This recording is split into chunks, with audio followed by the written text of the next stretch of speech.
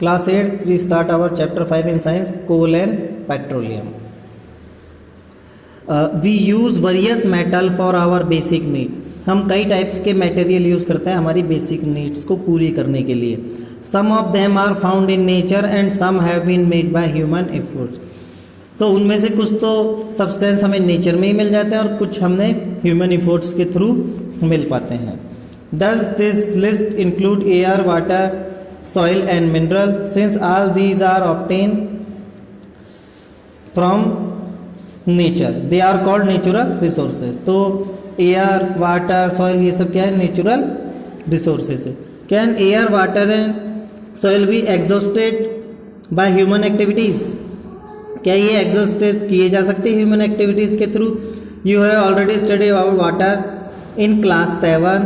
Is water a limitless resources? In the light of the availability of various resources in nature, nature resources can be broadly classified into two kind.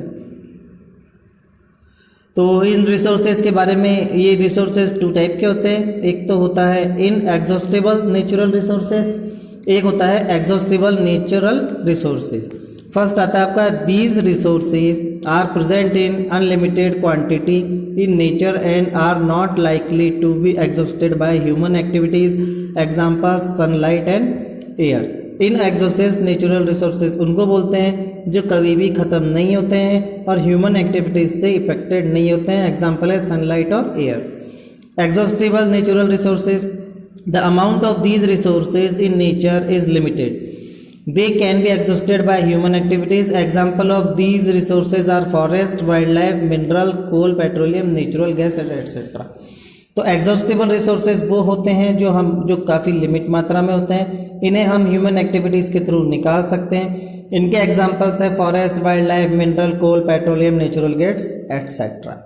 Assume that the eatable in the container represent the total availability of an exhaustible natural resources like coal. आप ऐसा assume कीजिए कि eatable in the container, जो container होता है कोई भी खाने की चीज़ का जो भी कंटेनर, डब्बा वगैरह होता है, तो उस पर आप देखेंगे कि टोटल अवेलेबिलिटी उसकी उस पर लिखी हुई रहती है of an exhaustible natural resources like coal, petroleum और नेचुरल गैस. ये बिल्कुल वैसे होती है जैसे कोल, पेट्रोलियम और नेचुरल गैस की होती है. ये भी लिमिटेड होते हैं.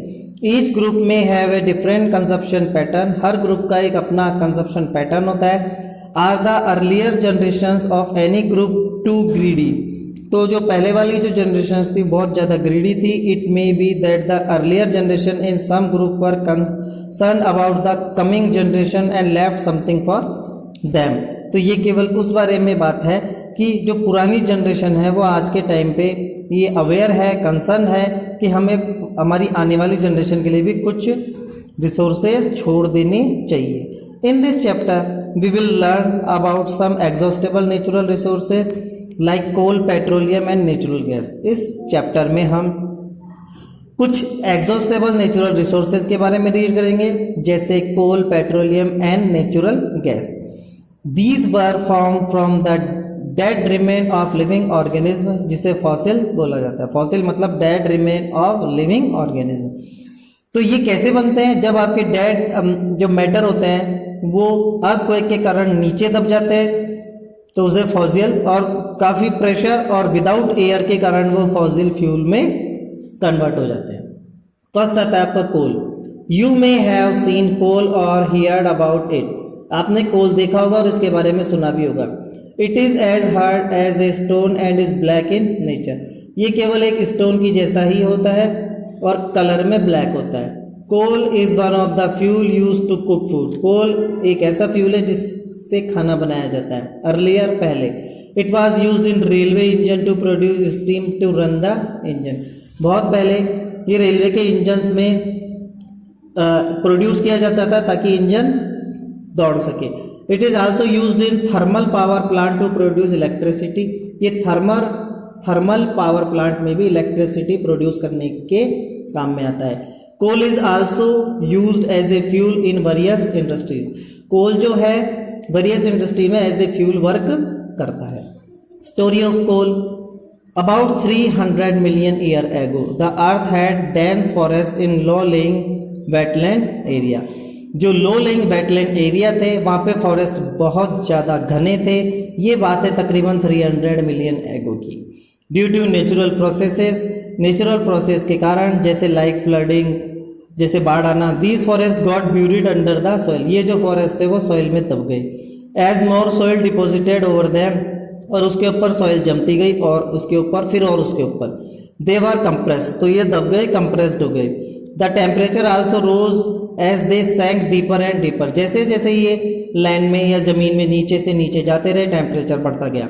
Under high pressure and high temperature, बहुत ज़्यादा प्रेशर और बहुत ज़्यादा टेम्परेचर के कारण dead plant got slowly converted to coal, dead plant जो है वो कोल में धीरे धीरे कन्वर्टेड हो जाते हैं। As coal contain mainly carbon, हम जानते हैं कि कोल में कार्बन होता है। The slow process of conversion of dead vegetation